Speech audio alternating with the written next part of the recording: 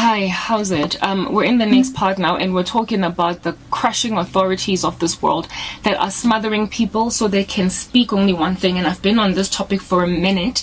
For a couple of, over the past few days, I've been speaking about all of this censorship and what is happening to my life. So I'm South African. And so therefore, when people that come from my country move to other countries that I was kind of following or that I liked, and they move to other nations, I tend to follow them to find out what's going on. Are they doing well? And one person that I have followed, I guess ever since he left the country, is Trevor Noah. Trevor is my age. He was born in 1984 as well. I have been to some of Trevor's shows here in South Africa when he was still on the come up. There was a time when he came to my company to do a comedy skit, and I just fell in love with his craft. I've been a fan from as early as I could remember.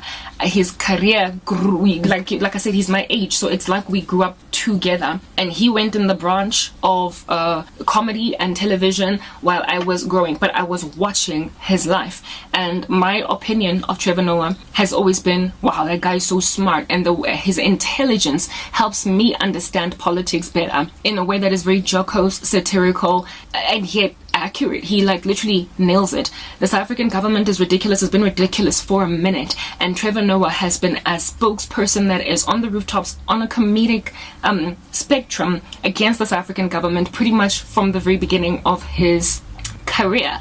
His comedy has always been very political. Like Trevor Noah's comedy has always been political. He's always been into satire. That is what he chose, and that is what he's stuck with, and that's just what it is that he even got employed in the capacity of in the United States. They were drawn to him for the Daily Show precisely because of how he is able to just make light out of very grave matters in politics. However, South African politics is not at all like American politics. We don't in this country have a divide in the US that for me doesn't make any sense at all between the Democrats and the liberals, like a conservative party versus a party that is just doing whatever it was to do, flailing its hands in the sky like it's Edward Scissorhands, and very, very collateral damagey so while they're at it, cutting off a person's ear. In South Africa, within our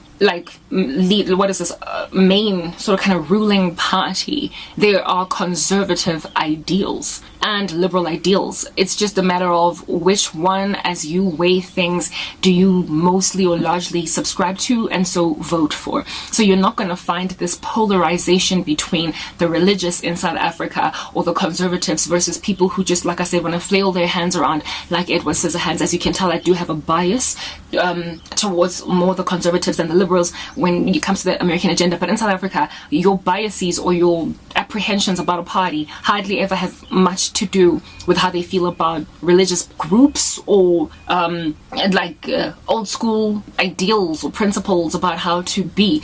If anything, our country calls itself Christian, and our leaders are ever coming in the name of Jesus. Our what do they call this? When you put your hand on a Bible in a court of law to say that so help me God, I vow to speak the truth in the name of God. South Africa has not extracted that out of the court system. It's still largely a Christian country, and they still mention the name of God or Jesus in our courts. So the polarization between religious groups has not yet happened, and the persistence by other religious groups in this country to take Christianity out of our country has not been rife. There are still kids in high schools and primary schools that are singing in government high schools and primary schools in the school that are singing hymns at assembly. My younger sister is only 22, and so she was in high school just day before yesterday. She was in high school, and I remember we went to an award ceremony at her school when she was in matric, and we all in the hall started with the hymn, literally, and that is a government school that my sister went to. So we don't have this hammering down, petitioning, doing it by force ideal in this country to take God out of the schools and just make everything neutral, blank, atheistic, and people then get to decide. The country has pretty much stuck to its guns that we will embrace you if you're Muslim, Hindu, or whatever, but you don't get to take Christianity out of the South African fiber. We haven't gotten there yet, okay? So therefore, our politics is also not doing everything in its power to do away with Christianity. They're not doing everything in its power to do away with the voices of Christians. They also have not taken God out of the court system. They have not taken God out of the schools. Like, the country should essentially be blessed, but right now it's acting like a fool, showing that it is at the very beginning stages of judgment. That is this land. Do you understand? It's not quite where the United States is with its insanity. So Trevor Noah went from that kind of a country, do you understand? And his politics, therefore, he was able to ubiquitously speak. And if at all he was at a comedy show and there were Muslims therein, and he spoke about the religious undertones of the country being largely Christian, he was hardly ever going to get grieved. And also, if he commented against the government of this country for their indiscretion, I don't know how many times Trevor has dissed literally all the presidents that came in his lifetime as a comedian. He has said so many taboo things to them, about them, and events that he was invited to, and like, for him it was satire, and his career grew. In fact, it grew so much that the United States poached him from us. He was able to thrive within his freedom of expression and be who he is. And how it is that he would make commentary against or concerning politics is in a way that we on the ground could resonate with. The issues with the voting in this country, the corruption of the government, the pushing, the throwing, the sliding under the carpet of issues that ought be spoken of. He's been making commentary about that in a very comedic capacity in South Africa, in a way that everybody who's anybody could respect him, whether or not they belong to the DA or however many parties in this country. There are many of them that are represented in parliament based on the voting ratios. Wherever you belong, whether you're a member of EFF or you subscribe to ANC or DA or whatever might be this political party, Trevor Noah you could relate to. You could stand by him and be like, I like this guy. He gets that this is messed up. He understands this. But unfortunately, the liberal agenda in the United States is who hired Trevor Noah. He got recruited by the Democrats. The Daily Show is largely Democratic. Do you understand what I'm saying? It's liberal. And so Trevor Noah was given an agenda. He was given a rhetoric. He was given propaganda. And he was told that you're going to have to fashion your jokes around this particular ideal. You don't get to be honest about how you feel about Donald Trump or Joe Biden or Hillary Clinton. You don't get to be honest about your apprehensions about the democratic movement and what they're doing. You've got to constantly pontificate the agenda of the liberals. Something that was just not his issue in South Africa. He got to be neutral. He got to diss the DA. He got to diss the ANC. He got to diss the EFF. He got to, like, Julius Malema. Anybody that he wanted to diss, he got to diss them. He got to be a comedian that was neutral.